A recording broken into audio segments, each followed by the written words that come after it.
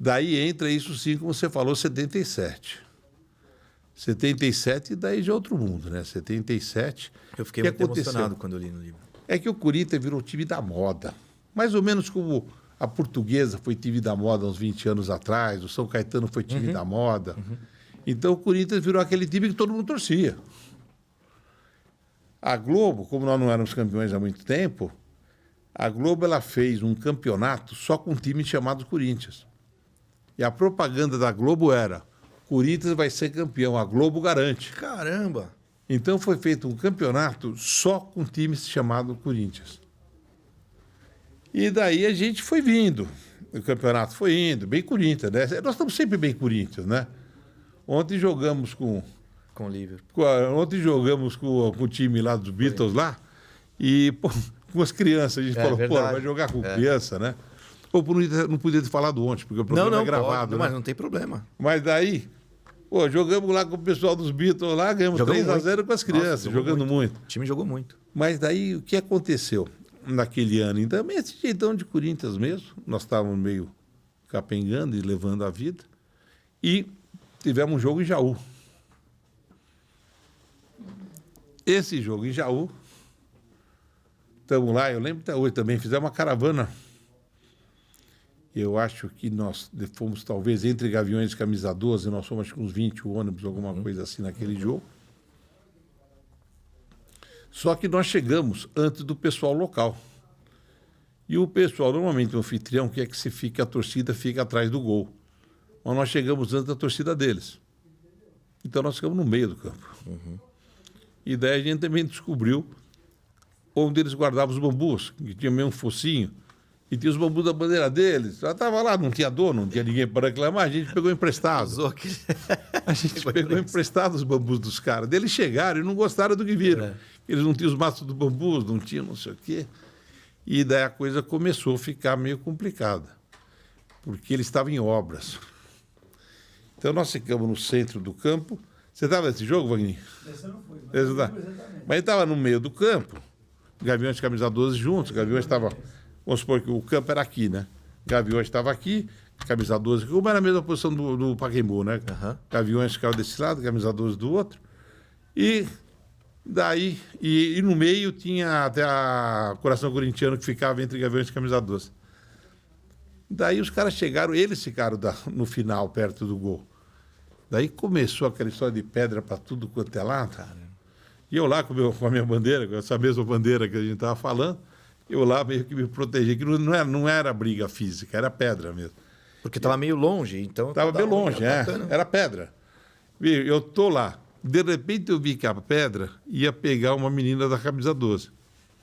A hora que eu vi a pedra vindo, puxei para puxar a menina. A hora que eu fui puxar a menina, eu me descobri. A hora que eu descobri, a pedra veio em mim, na minha outra pedra, né? Veio na minha cabeça. A hora que eu pus a mão aqui, o sangue já veio. Para aqui, para a camisa, para tudo. E daí eu fui para um socorro, né? Não tinha esse negócio. E o Corinthians começou a tomar gol. E nessa história, daí eu fui lá, daí queriam cortar meu cabelo. Eu falei, eu tenho ponto, são 3 pontos que eu tenho até hoje. Vai cortar o cabelo, você não vai, imagina. Eu trabalhando na Anderson, ia chegar com todos... É a mesma coisa que o cara da BDO chega. Não, porque eu briguei no jogo, não tem, né? É difícil. Isso foi depois. Deu a chinela nela, foi a Madalena. E daí o que aconteceu? Os caras fizeram 3-0. E nós tínhamos um cara na torcida, que era antes Gaviões, que virou Gaviões, continuou Gaviões. Nós tínhamos um cara que era um mudinho. Depois descobrimos que ele só era mudinho para não pagar ingresso. Mas, de qualquer forma, daí a gente tinha o mudinho. Você está brincando, é verdade mesmo? É verdade. Daí, o mudinho resolveu invadir o carro 3-0, no terceiro gol. Aí eu já tinha voltado do hospital, do pronto-socorro, né? Já estava lá. Daí o mudinho resolveu invadir. Acho que era o Romualdo Arpe Filho, o juiz da época. Acho que era o Romualdo. Não tenho muita certeza, acho que era o Romualdo. Bom, mas uma coisa é quando você está na arquibancada e o juiz está distante. O juiz é muito pequenininho. E outra coisa é você chegar mano a mano com o juiz, né? Daí você é metade do tamanho do juiz. Daí, quando o Mundinho chegou lá, o Mundinho começou a chorar, se abraçou no juiz. Deu um migué do caramba. Deu um migué do caramba. Daí, o Brandão, queriam levar ele preso. Daí o Brandão foi lá e pegou, era o nosso técnico. Daí o Brandão pegou o Mundinho acho que assistiu o resto do jogo com ele lá. Só que a gente estava inconformado com o juiz, né? É. E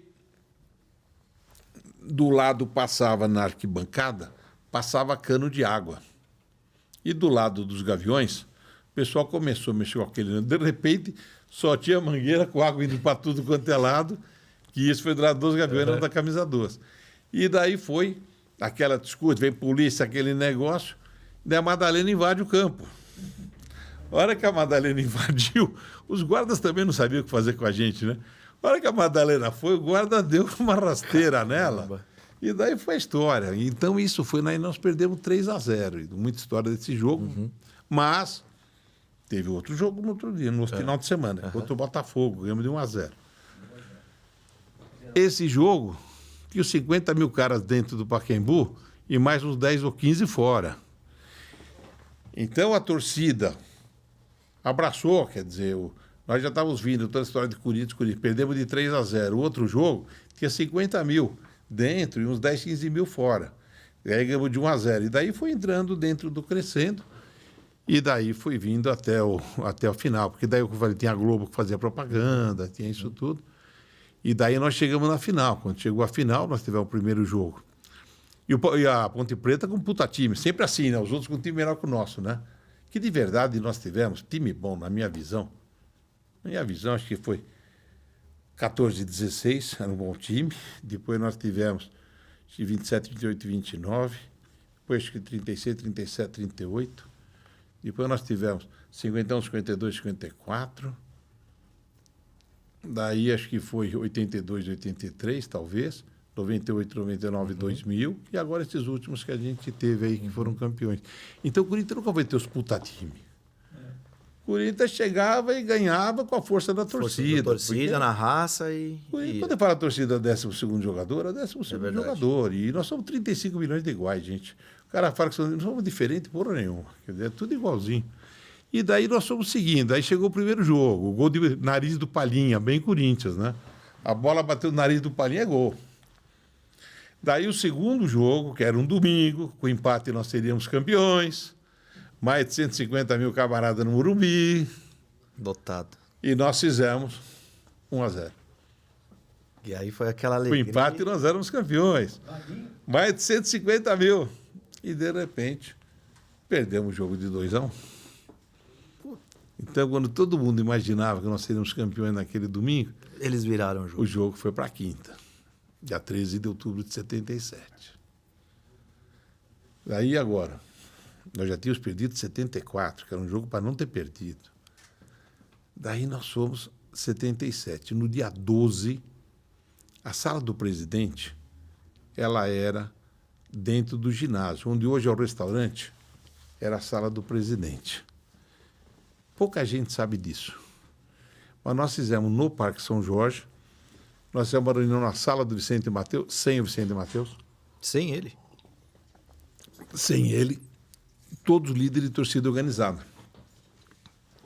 Nós éramos talvez umas 12, 15 pessoas, não era mais que isso, não sei se chegava a 15 também, mas nós tínhamos líderes das torcidas. E nessa época tinha muita torcida organizada do Corinthians, tem umas 30. Porque de 76, com a invasão, 77... Mais do que hoje, então. Muito. Não, hoje tem 5, né? 5 ou 6. E naquela época era um monte. Qualquer um abria uma torcida na sua rua e tinha faixa, né? Mas tinham as grandes, né? Até a Morte, Mosqueteiros, Povão. Fora que seriam Camisa 12, Gaviões e Coração. Daí você tinha Mosqueteiros, Até a Morte e o Povão. Acho que essas eram as maiores que tinham na época. Posso estar esquecendo alguma, mas eram as maiores. Mas essa reunião, nós entramos nessa reunião falando que o Corinthians vai ser campeão. Então, foi meio que a gente... Como é que nós vamos fazer para ajudar o clube? E montamos quase uma estratégia de guerra. Que foi, para você ter uma ideia, se você olha os vídeos, quem estiver me vendo aqui pode assistir o videotape hoje, de 77, vocês vão ver que nós tínhamos torcida organizada lá embaixo da geral. torcida organizada normalmente fica na arquibancada no alto. Porque a gente se dividiu, por exemplo. O Povão estava em uma. O Povão é que mais aparece nesse filme, que é bem no corner, porque tinha estilingue com bola de gude. Então, era bem no corner mesmo que estava o Povão. Nós nos dividimos. 4 torcidas grandes lá em cima, nós tínhamos aquelas buzinas com H, não sei se H, azar, não sei, uma coisa meio mais ou menos desse tamanho, megafone. A ideia era de que não teria, nós não estávamos lá para ver o jogo, a gente estava lá para ser campeão. E tinha gente para pagar luz, tinha tudo meio organizado. Se ele conseguiu ou não, não sei, mas estava tudo combinado. Estava tudo combinado para a gente fazer. E até fui ver, porque no final da reunião, eu virei e falei, pessoal, lembra dos apitos da Portuguesa. Porque nós tínhamos tido um jogo contra a Portuguesa de manhã no Morumbi, que algum iluminado levou um monte de apito, que era um barulho infernal. E daí eu falei, vamos lembrar dos apitos da Portuguesa. Puta, que legal. Daí nós compramos. Puta, monte de apito. Então você imagina o jogo inteiro com aqueles apitinhos, tudo. Eu já mais fui em jogo assim, é complicado. Mais os megafones, mais tudo. E nós fomos. E lá no Morumbi são 12 gomos. Deixaram um para a ponte e 11 para nós. Eu cheguei cedo. Na época eu estava num cliente. Estava num cliente em Diadema. Daí acabou 5 horas da tarde e já fui para o campo. E daí eu me posicionei lá, eu estava com a camisa 12, mas eu me posicionei e fiquei na entrada, junto com outro amigo meu, na entrada desse gomo da Ponte Preta. E todo mundo que eu via que não tinha distintivo na bandeira, e nem camisa do Corinthians, óbvio, eu indicava para entrar.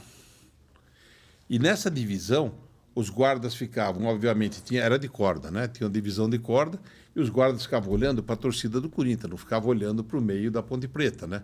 Então estavam os guardas todos olhando para cá, e eu botando os camaradas que tinham camisa, tinha bandeira branca e preta, sem camisa e sem distintivo.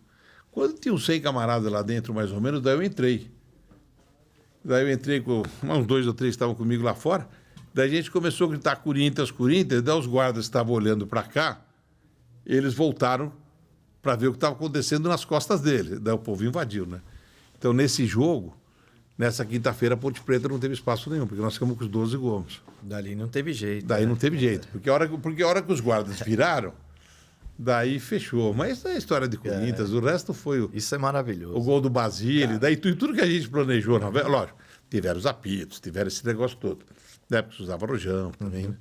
O Carlos lembra bem do cabelo dele, aquela fumaceira que você já viu em foto, né?